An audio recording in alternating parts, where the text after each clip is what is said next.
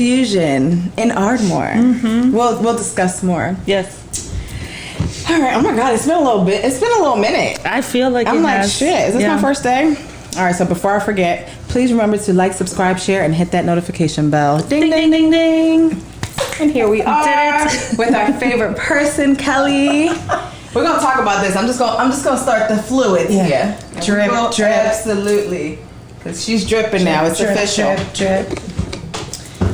All right. Do we need to reintroduce you? I feel like the people know you, but we can always reintroduce. Whatever you want to do. I'm just here at your pleasure, ladies. All right. Basic and bougie queens. You tell me what to do, I'll do it. All right. So today we're going to talk about, number one, we're going to talk about your book. Yeah. Burnout to Bliss. Yes. Awesome journal. Give us a little background. Can I tease the second book too? Oh, absolutely. Oh, please. Absolutely. Yeah. Okay, cool. And I thought you wanted to talk about TED Talk too, a little bit. Yes. We can talk about all the things. Yes. How many TED Talk people do we know? Just one. Right here. This girl right here. So, okay, where do you want to start?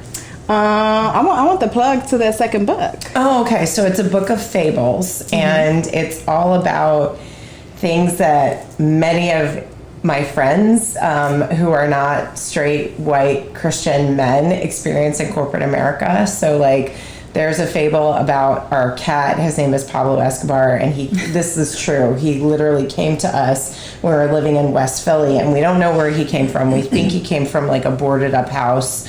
And he starts this mouse control company called Night Night Mice that all of the restaurants on the main line hire him to get rid of their mice discreetly. He goes in at night, and when he's done with the job, he gives a nod to who he's killed and says Night Night Mice, and he hires all cats off the death row and rescue cats, and starts taking market share from the big companies like PCO Limited that was established in 1682, and all of the show cats can trace their lines back to the Mayflower, and PCO Limited stands for pedigreed cats only.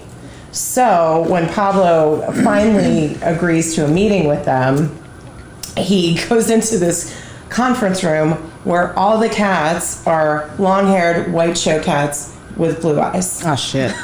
And they're losing. Sound familiar? Yeah. Yes.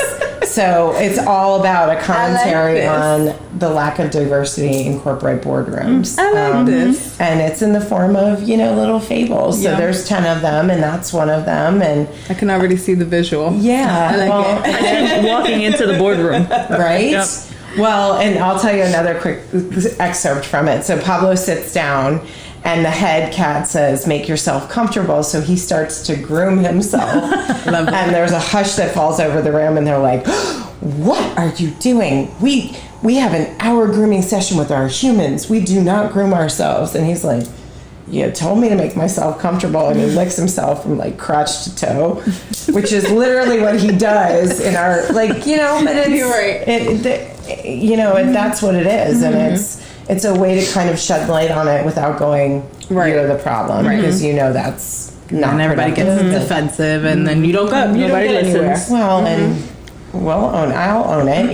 There's white fragility in it. It's like you press on us, and me included, until probably since I was 19, so I'm 46 now. But anytime the white culture is up against criticism, it's like, or there's oh well, we didn't do that, and we all know, like any member of the white community knows this behavior goes on because we do it to each other. And the first thing you need to do is acknowledge the behavior, apologize for it, and course correct and change it. Right. That's what needs to happen, not this hollow apology without a behavior change, because that's just a manipulation. Yep. So say that again. Apology without behavior change is a manipulation. Thank you. Period. I live by that. Like, don't tell me I'm sorry and you continue with your bullshit. That's right. Change your behavior. I will accept that before an apology. Yeah. And you know what? I'd rather have somebody call me out on my shit. Absolutely. Honestly. Like, if I'm doing something that pissed you off and I don't know about it, tell me. Yes. Because I don't want to hurt you. It's like, I would never intentionally do that. Right. And you should know me well enough that I would never intentionally. So please call me out and let me know. Exactly. But at the same time, I am not responsible for your reaction. Right. You know, your reaction is a projection of your own inner mind. So, you know, I will take care of my house and keep my side of the street clean, but you have to be responsible for yours as well. Absolutely. 100%. Sorry, I'll get off my soapbox. No, that's fine. We love you on your soapbox. That's fine. Oh, Say the want to things. get me going? Say all the things. Say all the things.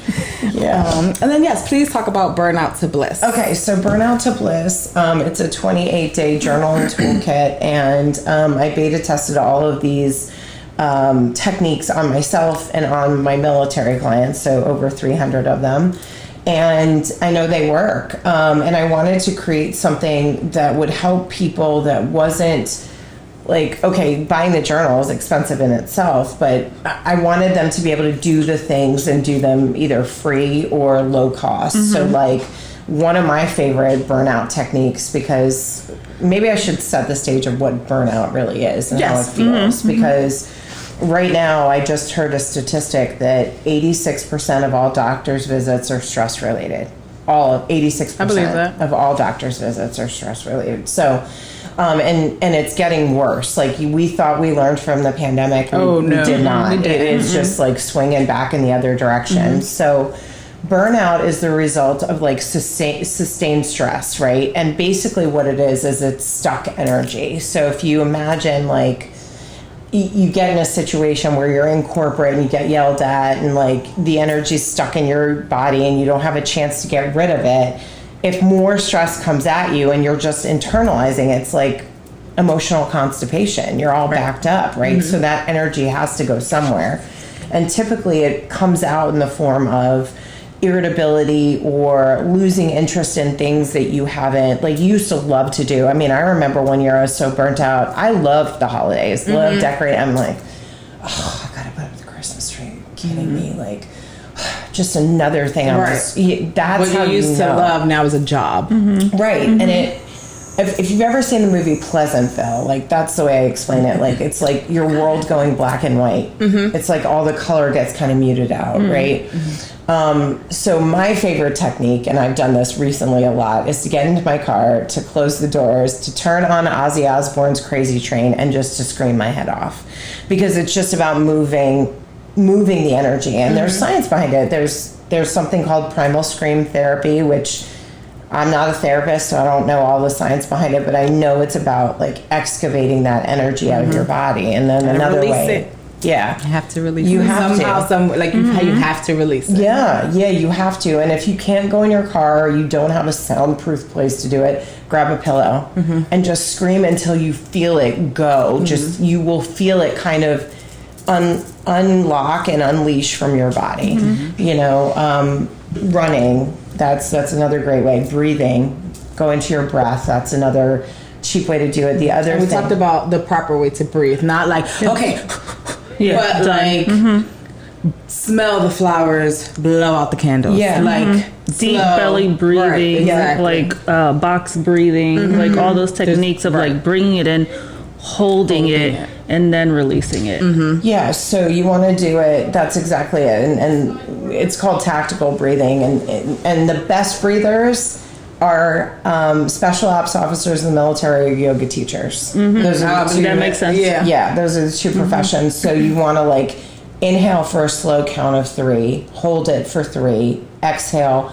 I like to say audibly for 8, so it's like a because that sound will also push out more energy. So, you know, all of those things you can do, but the journal is meant, and Jos has it.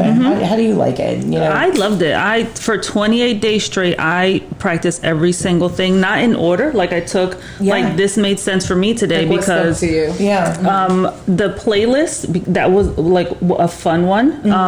Taking a walk, like that was an easy check mark one. Working out, taking some time off of social media, giving yourself a break, like giving yourself a time limit, all those things that you could do for free that make sense and that are easy to do, that you might might not think of because you mindlessly scroll. You say you don't have time They're to the go easiest take a things walk. to do. We just don't Right. even think about them Right. because we're always on go, go, go. And it's Yeah. like, wait, like I can take a minute. Yeah.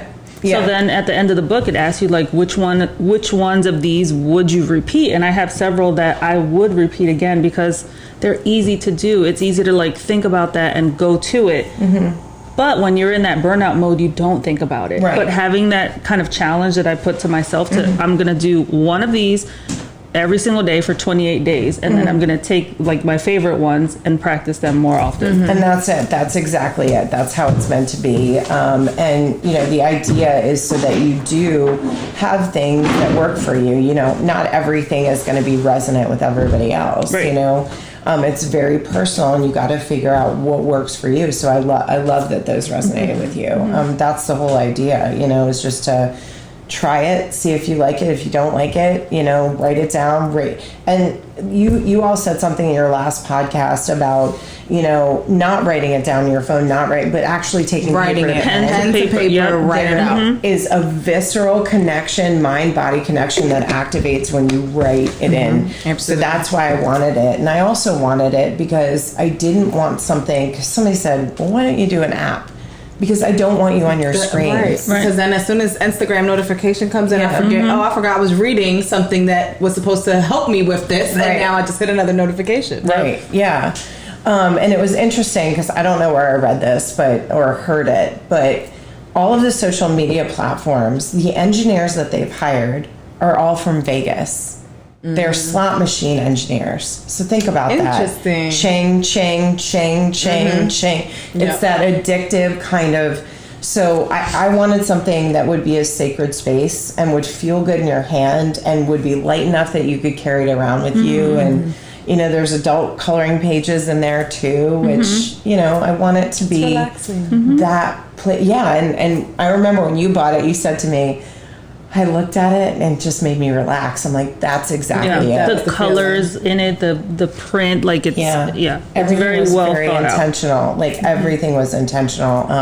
Of course, the one thing I forgot were page numbers. I was like, damn. Okay, next time we're gonna do Volume page numbers. 2. Yeah. Volume 2. Yeah, but it's you know, and I also thought about like a long time ago when I was on your podcast and talking about all the nurses that are burnt out. I mean, they are like. I think of them as literally soldiers in the fight against like COVID or health, you know. I mean, those nurses are out there doing it, and like unfortunately the pyramid is flipped where like when they need you, it's all, oh, Mel, oh, Siobhan, we love you. And then the crisis is over. I don't know and all what of we a would sudden, do without you. and then you're all forgotten. So it's also a love letter to my nurses out there that I love so much, that you've done so much for all of us. And I see you. I appreciate you. And Sorry, there's construction being done upstairs, guys. and that's just them emphasizing my points. I see you, nurses. I appreciate you. You are not forgotten in my world. And as long as I see you, have breath nurses. in my lungs, any of you can come to me and I will gift you time. I will figure it out and gift you time because you're that important. The offer still applies. Always. To my nurses. Always. So yeah, that's how Burnout to Bliss came, because, you know, I mean, I remember my burnout moment. My poor husband, Brian Meerbott, I love you so much, and you are such a good man, and like, you know, he's one of those men that can take it, meaning like, I am not an easy human. Like, I have my ups and downs, and he is just patient, and he is brave enough and tough enough to take it. And I know the men in your lives are too. Absolutely. I start my stories like that too, and I'm like, oh, poor Roy. I know. And, you know, and anytime I go after mediocre white men, and there's a lot of you out there, I always say, baby, that's not you. That's exactly. not you. It's not the men that are intentionally in my life, you know. But anyway, I remember I was doing laundry, and laundry is really like, I love doing laundry. Yeah? I do. I know, it's weird. It's weird. I just love it. But so I'm sitting on the floor and I'm missing a sock. It's something like that. I already know where you're going. And they're just, you work out a lot, so they're Balaga socks, and they're expensive. And the reason they're so expensive is they're made of this material that prevents you from getting blisters.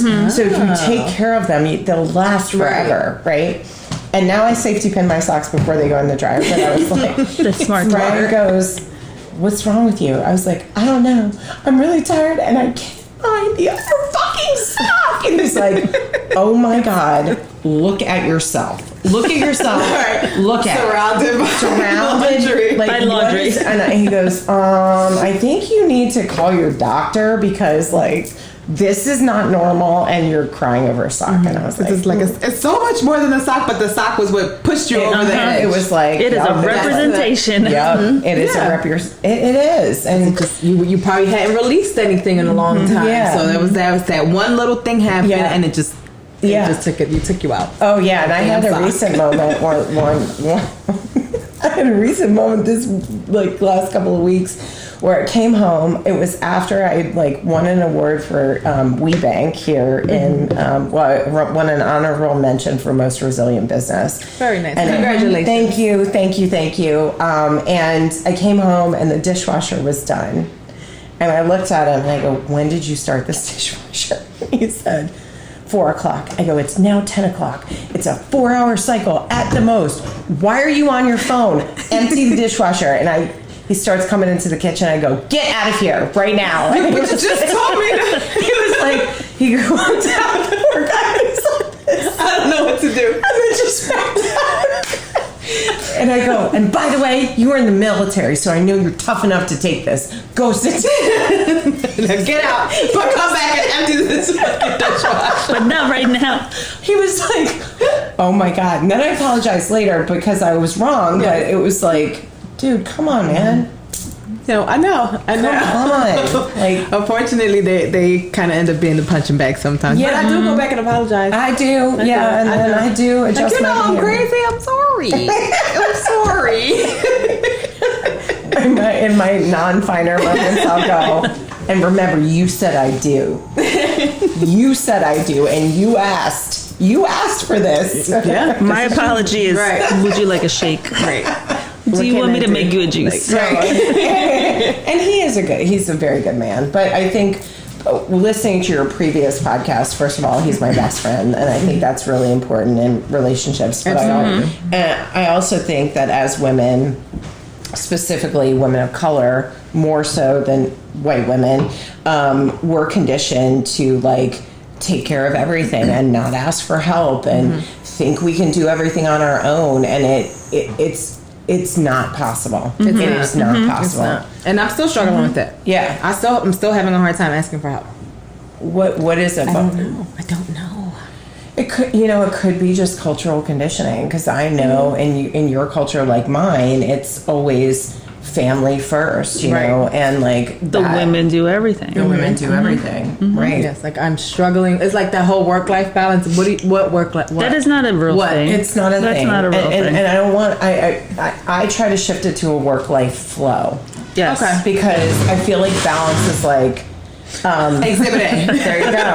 There you go. Thank you for reinforcing that, because that's what they're doing over there. Work-life flow, because sometimes you're in flow, sometimes you're out of flow. So like there are days when I'll get up, I'll do my meditation, I'll go to Soul Cycle, go to the gym and lift, drink my water, have my have a great day with clients. Other days, I'll not sleep well, get cranky. There's tons of trauma that my clients are sharing with me, and I'm like, oh my God. So you're out of flow, you know what I mean? Versus balance, which feels so heavy, to me. It does. Yeah, I think we talked about balance, meaning that you're giving 100% to both things, and that's impossible to give. Right. Like something's going to take 80%. Yeah. Because you can only give 20% here or vice versa. Yeah. It's never going to be 100% in both ways. Yeah. You're just not. Well, and when I work with my clients, this is what I tell them, that if you want to master leadership, there are two things you need to do. And Jos, can I borrow your bottle for a second as a prop? Okay, so these two things, if you can get these two things like stabilized, it's emotional regulation and energy management. Okay, so let me start with energy management. So energy management is, have you heard, Mel, Jos, make sure you refill your cup, right? Yes. I don't believe that. I believe that you should be as close to 100% as possible. People get your overspill. So imagine the two of you are walking down Market Street in one direction. I'm walking down Market Street in another direction, right? I'm at 115% energy. You two are at 85%. And I bump into Jos and my overspill goes into her. 15%, right? What are both of us operating at energetically? 100, right? People get our overspill. That 100% is for us. That's us. That's our reserves, okay? So the emotional regulation is something we were talking about before, where imagine you get in a tiff with your significant other, right? What the brain does is it goes, perceived threat. So the amygdala lights up. You guys are all scientists. So amygdala lights up, sends out signals to the prefrontal cortex that says, send out cortisol and adrenaline. There's a threat. Get me out of this situation. It's primally wired into our situation, right? So now, unfortunately, the central nervous system, which says to your body, shh, calm down, is now offline because your whole system is flooded with cortisol and adrenaline.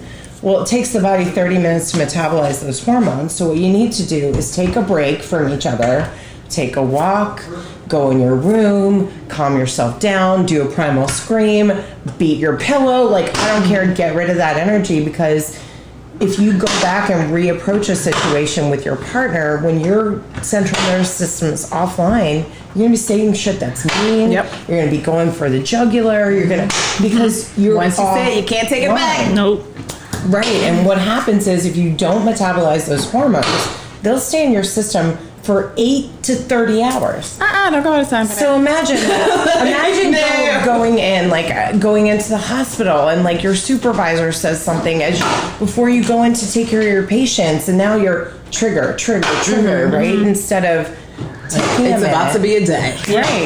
Right. Yeah. So and I would say be gentle on yourself and give yourself grace, because you're both of you are badasses and you've got a lot of stuff going on, so just try to be in flow as much as you can. Try to keep yourself at 100% as much as you can. And if you feel yourself dysregulated, go inside, and as a little nod to Taylor Swift, I'm the problem. It's me. It's right. On you. Right. I keep bringing things on my plate. I got it. I can do it. I got it. No, I don't got it. I can't do it. I'm tired. Yeah. Just like we were talking about things that we enjoy that are work now. Yeah. Everybody knows that I love going on vacation. Javon and I have been talking about going on taking a week off in November to go on vacation for 2 months now. Neither of us have booked anything. And it's November. Even the vacation seems like work. Yeah. Even me planning a vacation seems like a job to me. Yeah. I'm like, just leave me alone in my bed for the week. Like, that's how I feel right now. So take a staycation. That's what I told her this time. I was like, I think I'm just gonna stay home and just like, but not let. All right, I don't know when this airs, but I'm not gonna be here. Like staycation, unplugged. I'm not here. Act like I'm on an island because I don't want to be bothered. Like I want to clean and organize and just do that shit. Yeah, just be regular for a couple of days. I know. Well, because now the holidays are coming, which adds more stress. There's more burnout during the holidays if you don't manage yourself, your time, your expectations. And you still never will, because something's going to pop up. You just have to manage that, right? You can't. Yeah, it's going to come. Now, how do I deal with it? Right. Well, and listening to your last podcast, I love that you did for a week. You said, I just said no without an explanation. Oh yeah, I've gotten really good at that. No is a complete sentence. You don't have to justify, defend, or explain yourself to anybody. And if they keep pushing on you, then that's on them. That's not on you. Yep. So. And not responding right away. Oh, I think you've gotten really good at that too. Too good, because I'm like, oh shit, Joss, I'm sorry, I forgot. And I know it's never personal, but this is because I have a moment right now. I'm going to text you. When you have a moment, then you'll text me. And that, I feel like you have to have that relationship or level set with other people. You're not taking it personal because you know where I am in life. And you're like, she's going to get back to me. Yeah. That's it. It's not, I took my email, social media, and Well, email and social media is completely off my phone. It's been off my phone since August of 2020 because I didn't want to have that. I kept having that knee-jerk reaction to respond to clients, and I'm like, no, no. Like they're entitled to your time, and like not all the time. No. Not right now. No, not right now. No. Let's go back to like old school when people used to leave a voicemail at home, and you didn't even get that message until you got home at the end of the day. Right. Yeah, and the world did not fall apart. And it was okay. Yeah. We survived. Yeah. Yeah. It's okay. I mean, like, you don't have to do everything. And you know what? Look at all the things that either contribute to your energy or detract from your energy. So, like, I'm on the board of, I'm not going to tell you the organization because the vice president is very problematic. Okay. To the point where, and it's a diversity organization, to the point where I was at an event and he loves to come over and whisper in my ear, "You look hot in that." And it, for me, as a survivor, a sexual assault survivor, like, you can always tell intention, and I know predatory vibes. Like, quick. So anyway, fast forward, we go to this event. It's a big event, and it's like right after the pandemic, and I hadn't seen this guy, and I'm like, Brian's there with me, and this reminded me of Roy when I was listening to the podcast. As I'm telling you the story, I said, I got to go over and say hi to this guy. And Brian goes, why? Right. No, you don't. And I'm like, but he go, and then I was like, wait a second. You're right. No, I don't. Peace out. So now I've had people tell me, like, when you're at an event and somebody's coming up to you, because people will corner me and try to get free coaching, which you both know me. You know I will give you the shirt off my back. Yes. But if I'm at an event, especially when at the holidays, not the time. I don't want to talk to you about your problems. No, it's I'm not sorry. the time. I just don't. Like, I give everything, my heart, my soul to my clients. I cannot, no.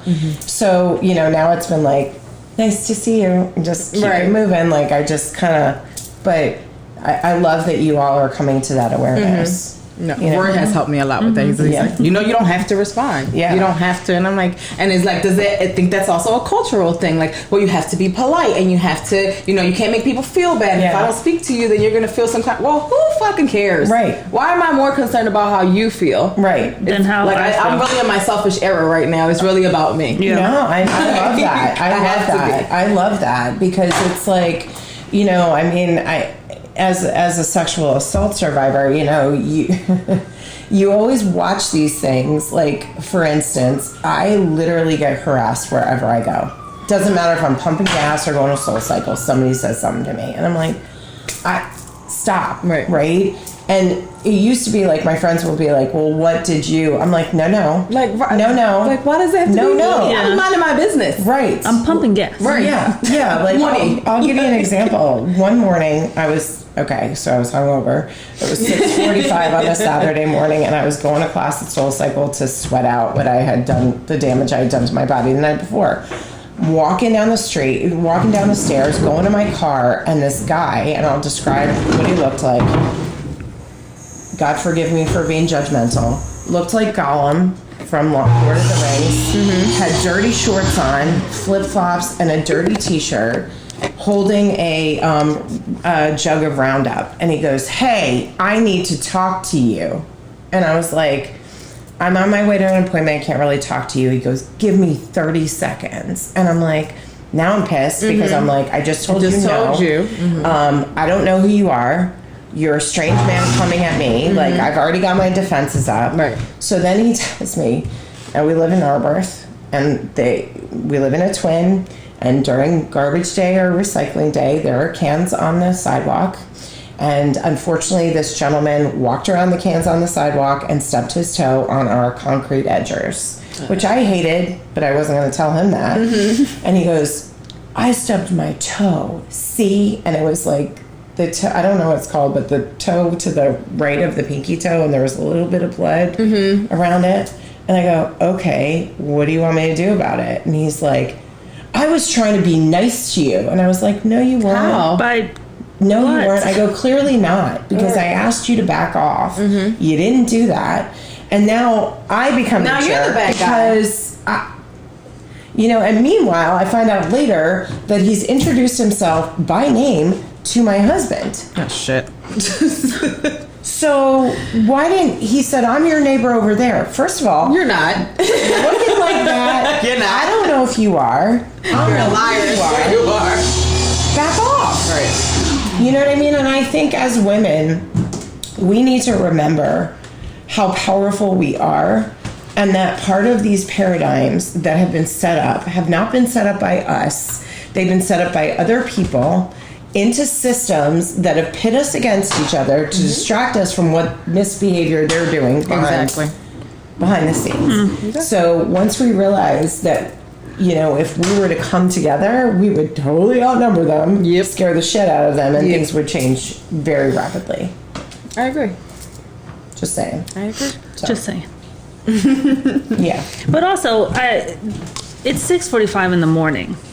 I'm by myself, right? Like, there's not a single thing you have to tell me unless, hey, look out behind you. Right. Like, I'm by myself at 6:45. I'm a woman. You're a man. I still feel those moments are like, you leave me alone at 6:45. Yeah. Don't talk to me. I'm by myself. Yeah. Leave me alone. But also, hi Kelly, I'm your neighbor Chris. How about that?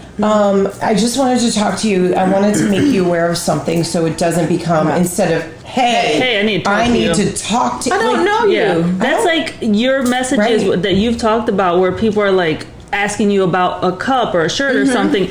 Hi, my name is, or hello, how are you? Like, I'm not Walmart or Amazon or whatever. I don't have to follow those rules. Yeah. You're speaking to me. I am a person. Right. Don't come at me all crazy because I'm going to give you that same fucking energy. Yeah. Right. Like, that's just what it is. Right. They think that I'm going to be like, oh, well, I'm so sorry. Our team is working on that. Fuck you. Here's your money back. Team. Right. Like, I am the team. Block delete. Leave me Right, alone. that's right, and that's Block it. delete, I keep it love that you said that because I learned that block delete from Ernest Owens. We learned it from you. Yeah, I mean, really, like he was the one who taught me that, and I was like, because I made the mistake of thinking I could reason with people, and There's no reason. No, because there's certain people that are just stuck in their ways and they can only see it in their light, and that's it. And you're wrong, and they're right, and we're not going to change their mind. Right. That's so right. I'm not going down that rabbit hole. Go ahead, whatever you want to do. Yeah, your order is canceled. Yeah, that's right. That's just what it is. That's right. I mean, and I just recently had that with 2 clients. Well,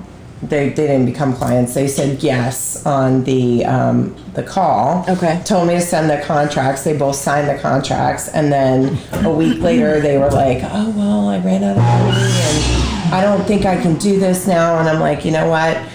Back in the day, I would have convinced them why it was important. Now it's like, okay, I'm deleting the contract. Come back to me when you're ready, because I can't. I don't want to pour into you right now. Well, and they don't want to be poured into. I was going to say, and you're right, if they're not ready. So it's like if you convince them and then they do it, and then they don't get the best out of it anyway because they weren't open to it. Right. They'll come back when the time is That's right. That's right. But the trolls are a whole different thing. The trolls. Good Lord. You know, don't even bother. Like, it's not even because worth they it. have an response. they have an energy that you don't, because most of them have created a fake account to be able to do and say the things that they it's not worth it. You spend all your energy doing all that. Take it elsewhere. I'm not letting you on this over here. I can't pour into that. I'm busy. No. Yeah, well, and also, you know, it's like, is that the people you really want listening to you? People who want to get your attention by using the lowest level of vibration, which is fear. Low vibration. It's not even worth it. Nope. So, I mean, I've had people go after me. I had a death threat the first time I wrote for the Philadelphia Business Journal. And Not the last. the headline was, "Does Donald Trump need a dose of emotional intelligence?" And I had this one woman go, "Oh, you're just like the rest of the liberal media. Like you, I'm like, first of all, executive coach, not part of the media, guest writer, not getting paid, just telling you my thoughts." And then somebody else told me, like, said something awful, and which was not very nice. I laughed because I was like, well, these people are reading it. Right. Brian's Brian Glass half full. They're reading it. They're reading it. That's how I feel like you're listening to the podcast now. That's right. Yep. And Brian goes, "Yeah, that's not funny." I'm like, okay, It's cool. not, but it's not, but it okay. Love you, mean it. Keep it. Right. What we say, Siobhan, laugh through the bullshit. Yeah. Smile through the bullshit. Yeah. We started an affirmation wall right now. That's the first one. Oh. Smile through the bullshit. Okay. I mean, I have tons of affirmations I say in the morning to myself, so it helps me. It really does. Those powerful words really help. You know, my favorite is, I deeply trust that everything is always working out for me. That always brings me kind of comfort. So. I like that. Yeah. I like that. So what else? What else we talk about? Oh, we wanted to talk about some self-care methods. Self-care methods. Okay, so here's one. Here's one. Ding, ding, ding. Elite Infusion IV. I literally love IV therapy. And I will say this as a caveat. I know I have a privilege of having this, so it is not accessible to everybody, but for me, it's like caring for yourself from the inside really helps the outside world, because you know, we don't say the world as it is, we see it as we are, right? And if I'm better hydrated, you know, have all my vitamins and all of that, I find that I can keep going longer. Now, what I would say is, if you can't do that, you know, take a look at what you're eating, what your consumption is, right? So if you can eat better, do that. If you can take supplements, do that. Go to your doctor. Like, make sure you go to your doctor. And listen, the other thing is, one of my friends said this to me, and it broke my heart. She said, Kelly, doctors are to black women as cops are to black men. And I was like, Oh, that's so deep. Here's what I would say to that. If you get in front of a healthcare professional that you do not gel with, that is not listening to you, that is not treating you like a human, advocate for yourself and fire their asses immediately and find somebody else. Please. Because everybody deserves the right to good healthcare and to professionals who truly care about you as a human. Period. You do not have to put up with that. Do not think it's you are advocate for yourself. Nobody else will advocate better for you. I've fired doctors. I had one that was working on a problem. I was anemic. I had my period every day for 6 months. Jesus. And this woman is working on it. After 3 months, she goes, well, I don't know what's wrong with you, Kelly. I said, give me my files. You're fired. Yeah. And she goes, wait, what? I said, my grandfather was a doctor. I have tons of people in the medical community. Your job is to figure out what's wrong with me, and you're giving up. Right. You're not calling your colleagues. You're not doing That's what research. I'm like, okay, I don't know what to do, but I have this contact, so we're going to do X, Y, and Z. Not just like, all right, sorry, sister. Yeah, I don't know what's going on. So she was mad, but I was like, I don't care. I do not care. I feel like garbage. You're mad at me because I'm mad at you? Get out of here. How does that work? And I'm still bleeding. Like 6 months later, Like, the problem is still there. Like, you know, and then I found a great doctor. I mean, I remember meeting Kate Stampler, who is my OBGYN when I moved here to Philly. And, like, she goes, okay, here's what we can do to solve. Because, let me back up. It was an IUD that caused all of these problems. And Brian, being who he is, found out that, like, thousands of women across the world were rotting from the inside and dying from this device. And it was copper, so I think I might have had a copper allergy to it or something. But anyway, I meet Kate Stampler. She spent 45 minutes with me. She goes, okay, we have 3 options. We can shoot you up with hormones and put you into early menopause. I'm like, next. She goes, okay, we can do a partial hysterectomy, because that was the only way to do it with this thing. Okay. She said, but if I go to, like, cut something and I cut your uterus, we're going to have to take it out. Well, Brian and I are child-free by choice, and I had talked to him, and I was like, dude, just take it. Just take the whole thing. And when she removed my uterus, it was riddled with endometriosis, which, why didn't anybody else catch that, first of all? So we had a very, like, clear plan, and, you know, she's a great doctor and spent time with me and really, like, gave me all the options. And I said, okay, if you give me a full hysterectomy... I go, I come from a long line of hairy Italian women. Am I going to grow a beard? She was like, no, Kelly, you're going to have your ovaries. So I still have my ovaries. But my point to this whole story is that was like the 3rd doctor I found here that got it. Right. And there are doctors out there that really are freaking fantastic. Absolutely. That will take the time to figure it out with you. Yeah. Yeah. Yeah. You won't It's like, be if just you didn't another advocate number. for yourself, what's the alternative? Yeah. Yeah. You just bleed, continue to bleed every day. I'm like, yeah. like, what do you mean? I don't know what to do. Yeah, I know. Call somebody to die. I know. I was like, and this is what I said to her because I'm a wise ass and I was really angry and tired and depressed and anemic at the time. I said, so you're telling me you went through 8 years of schooling, you had a 4-year residency. I said, you've been in practice for 10 years and you're telling me you don't know? That's your final answer. Files fired. That's it. Bye. Done. Bye. Thank you. Next. Yeah. Like, Do not put up with that shit. No. You know, and it just be patient with it, like, because it may take some time. Right. It took me moving here. It took me moving Right, from Virginia. Everybody in Virginia wanted to cut me hip to hip. I was like, yeah, no, there has to be laparoscopic another and way. robotic. Yeah. Thank you very much. No. So, but going back to self-care, like really understanding that you are your instrument, and like I said, our locus of control is inside of us. So you've got to do everything you can to keep that level of energy as high as possible. Like one of my favorite lines from Break My Soul is, I'm on a new vibration. Yes. Right? She's vibrating really, really high. And if you notice, nobody can knock her down, even when they come at her. And she owns it. She's like, here are the receipts. Right. Yes, I paid these people. Like, stop talking to me. Right? Because that's why all these amazing things keep coming into her life. If you're vibrating high, life's an echo. It can't, it will come to you. Right? But you got to take care of yourself first. And all you women out there, self-care is not selfish. No, it's it's not. selfless. It's not. Because you have more of yourself to give. Yep. Absolutely. And this is another analogy I give my clients. If anybody's you've run before, right? Have you run in a race? Yes. you about Not to, anymore. No. I thought you were going to do something in Disney. Oh, yeah, that's You a whole forgot. thing. I got to train for that.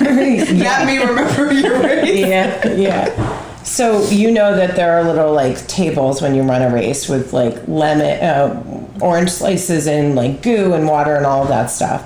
Self-care is like that.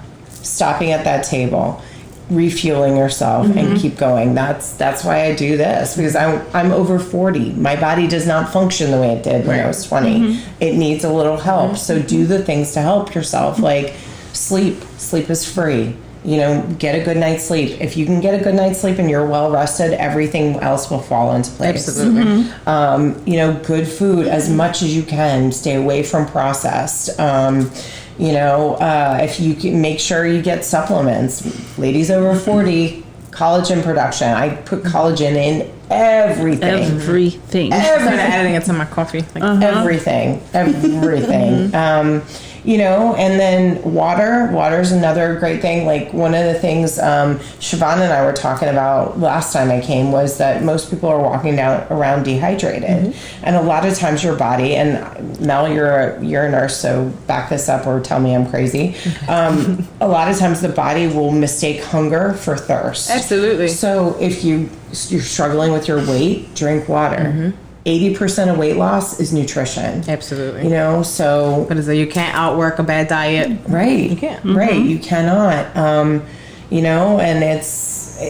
that's when my life started changing. Like I was riding at Soul Cycle a lot, and like weight was coming off, but it was really when I started looking at my diet, my consumption, that things really started to change. And then adding in weight training too, which is really, really important. And now the thing that I've got to add in is stretching, because I don't Stretching is enough. so good. Do not stretch enough at all. At the end of your workout, so good. Yeah. But also, I think people want to be in like a weight loss mode. So I'm starting a new program tomorrow, and she talks about you shouldn't always be like losing weight. There's a period where you lose weight and then go into maintenance, because your body has now gotten used to that. It's not working anymore. Now you got to go back into maintenance and then go back into weight loss. So you can't always be in the same program or the same system. You have to switch it up because we talk about this too, like you have to trick your body into like this new routine. Yeah. And then it gets used to that routine. You got to trick it again. It's like leveling up all the time. Oh yeah. You plateau. And I don't like to say weight loss. I like to say released weight because I don't want to find that shit again. That's true. Bye. I don't want to lose it. I might find it again. Yeah. But if I release it, it's gone. Goodbye. I like You know, that. and also the other thing I will tell you, so and you two have known me for quite a long time. So the weight release journey started in 2016, and the thing that shifted in my mind was like, I'm not putting a time limit on it. Like what I used to do before, which is not healthy. Do not do this. I'm putting a major caveat on it. I have a gala in 30 days, so I'm going to eat only soup and smoothies. Right. Or celery drinks and whatever other crazy shit we do. Cottage cheese diet. Right. Yeah, exactly. HCG diet, which was 500 to 750 calories a day. I remember that. Yeah, That's a big thing. Yeah, so I stopped all that and just really started taking my time, and I was like, I'm going to give myself 3 years to release this. And you know, it took longer than that. It took till last year, you know, and 167 pounds. Goodbye. That's awesome. So Hold on. Hold up, because that is 167 pounds. That is a person. Yes, That's amazing. Yes, but it takes. That's my goal weight. It takes time. You lost my goal weight. But like you said, like there are no shortcuts. It's not like we're so used to like immediate gratification, immediate results, and so when you start a new business, you want it to boom right away. It doesn't happen that way. When you There's no go overnight. onto It's a journey of overnight weight nothing. loss, it's not. You're not going to go viral with everything. No. Yeah. absolutely not. If it was easy, everybody would do it. 100%. Like, that's it. Anyone can do easy. Right. It takes work and dedication. It's like, well, all of the things that you do, I love that you take care of yourself. Like, Yeah. you really take care of I yourself. do. I have a care team, and again, I know the privilege I come with. I know that, but I have. Sorry, You I can don't get know. your throat. I don't know why I have this tickle in my throat. Of course, it happened now. It's okay. I'm gonna grab some stuff because your drip is complete. My drip is done. Yeah, I'll tell you exactly who makes up my care team. I have certain instructors at SoulCycle. We'll start there. You know, Lauren Stevis and Keith Watson are fantastic. Their messaging is very uplifting. I meditate a lot.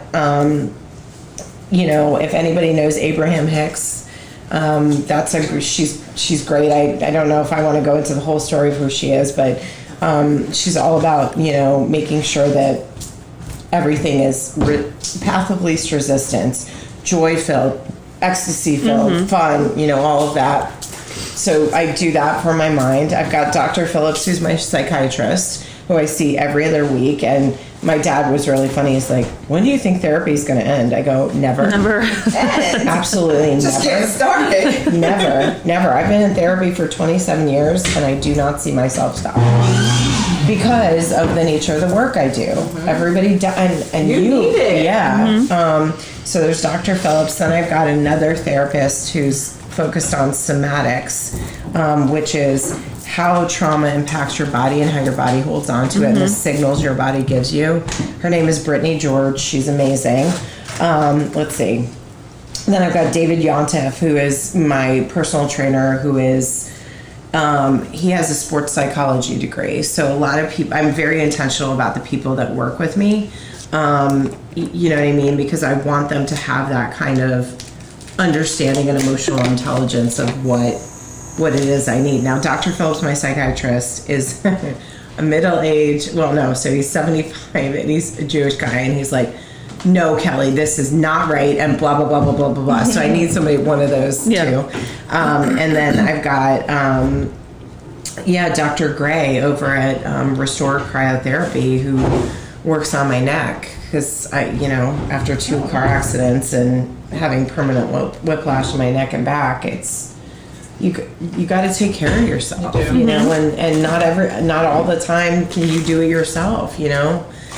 So I'm healthy because of all of them, you know. I mean, did I make the choice to do it? Yeah, they help me, you know, and I wouldn't be here if it weren't for all of them. I'm so grateful. Partners. Yes, yes, and Elite Infusion IV, of course. Yeah, they're awesome, and you know, hopefully in the new year when I'm able to release some more funds, I'm going to be, you know, getting a membership here because I think it's that important. And listen, I know I'm positioned to do a lot in this planet, and like I've got to take care of myself so I can do that. Yep.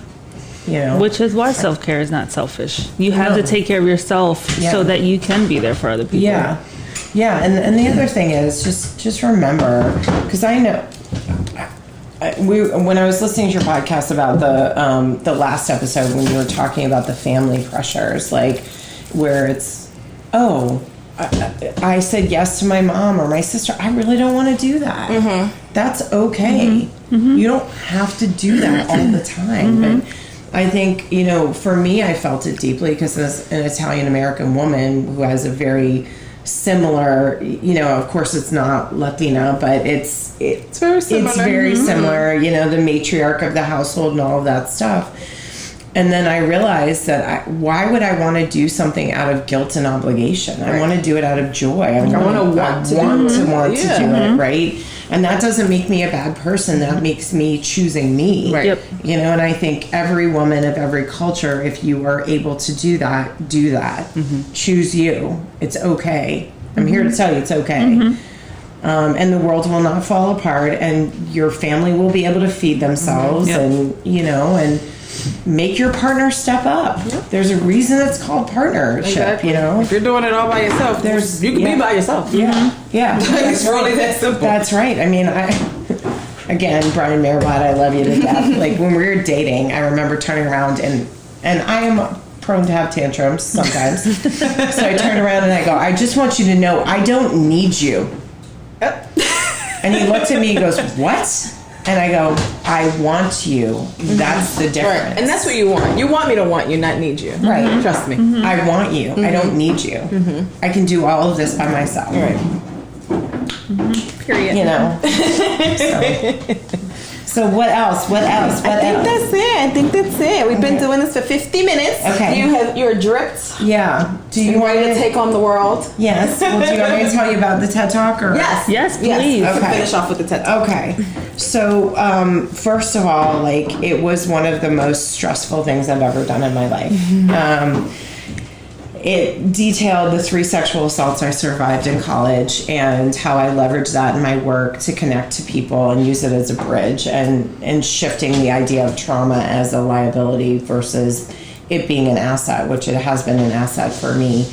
But, you know, again, going back to a time when I was 19 and I'm 46 now, it caused flashbacks and all kinds of stress. In prepping for the TED Talk? Yeah, in fact, I can't even imagine. After I told Dr. Phillips, this is one of the reasons why I loved him. But he looked at me and goes, if you told me the topic before they accepted it, I would have said absolutely not. No, Kelly. I'm like, too late now. I'm like, a little part of you know that? Yeah. That's why you did it? Well, yeah, because I wanted to listen. Sexual assault and any kind of harassment is about power over, right? It's a power over dynamic.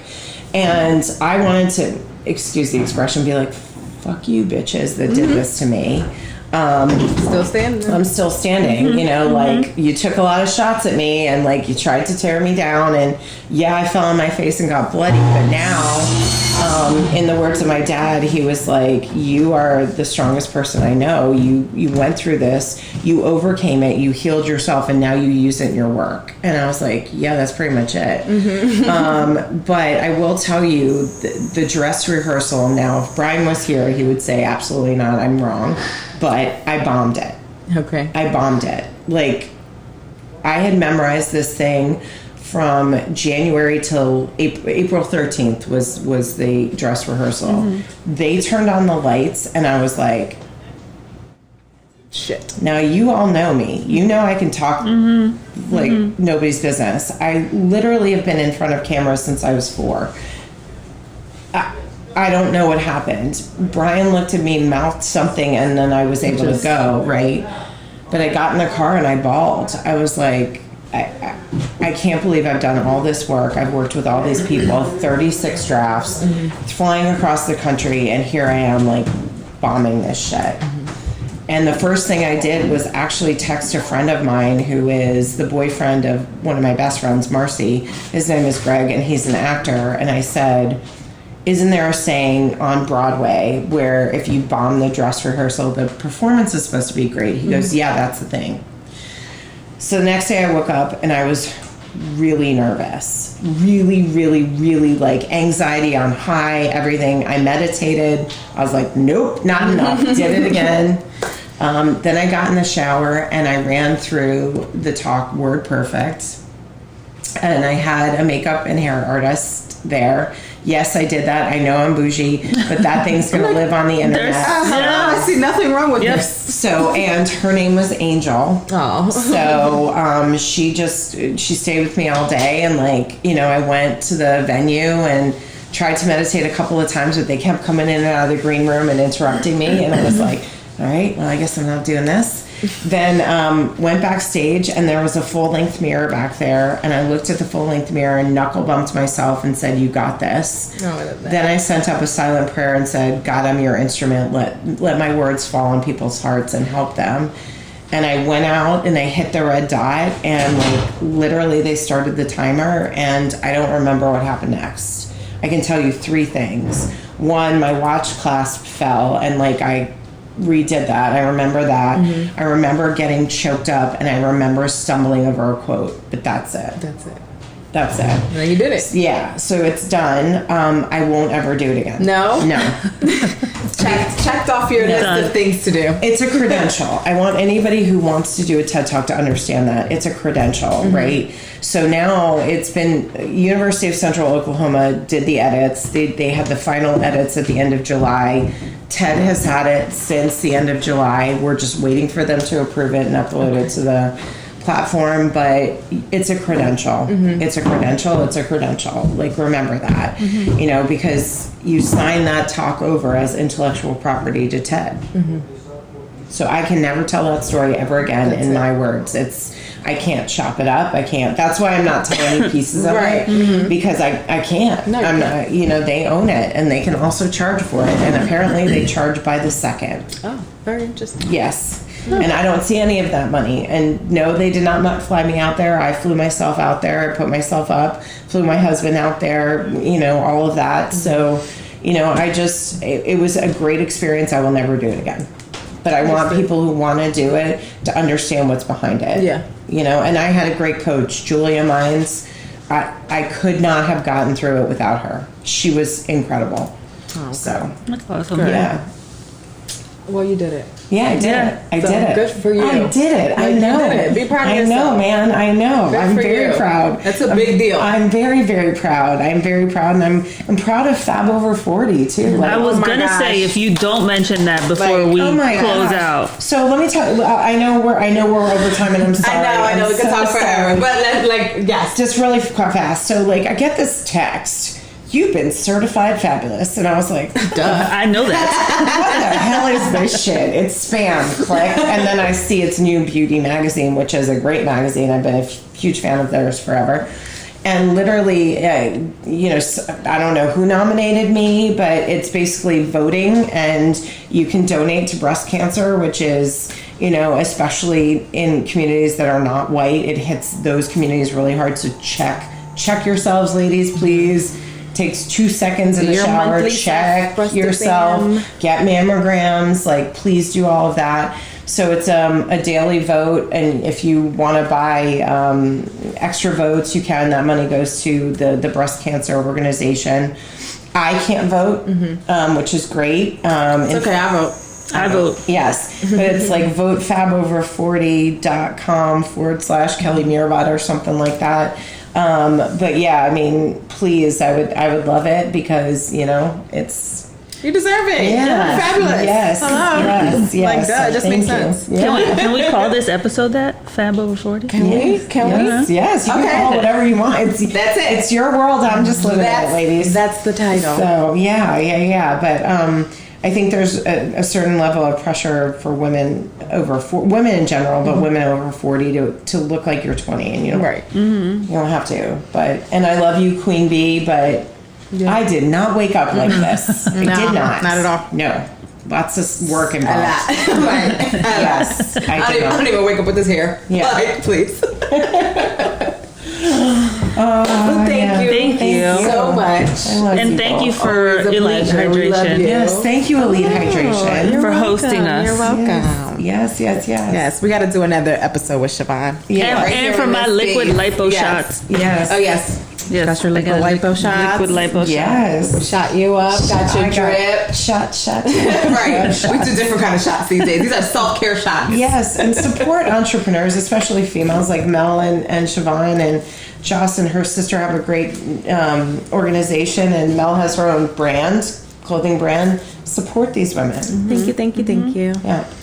That's a wrap on this episode. Bye. Bye.